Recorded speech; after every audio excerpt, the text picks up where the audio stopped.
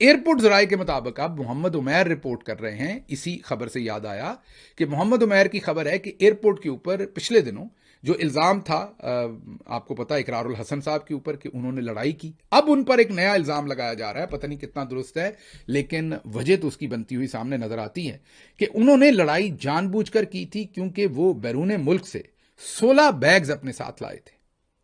उनके साथ 16 बैग्स थे जब वो बैरून मुल्क से सफर कर रहे थे, और इस लड़ाई के चक्कर में उन्होंने इतनी लड़ाई डाली कि उनके बैग्स को किसी ने चेक ही नहीं किया, और वो उन बैग्स को लेके वैसे ही बाहर चले गए।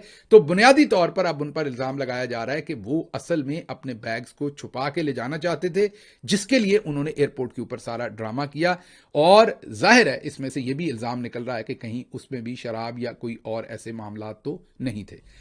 अगली खबर की तरफ चलते हैं। ये जरा फिल्म स्टार रेशम को देखिए, ये मुलाकात कर रही हैं। अब उम्मीद है कि एआई की तस्वीर नहीं है, क्योंकि हमने अपने ताई तो इसको वेरीफाई करने की कोशिश की, तो हमें तो एआई की नहीं लगी ये तस्वीर।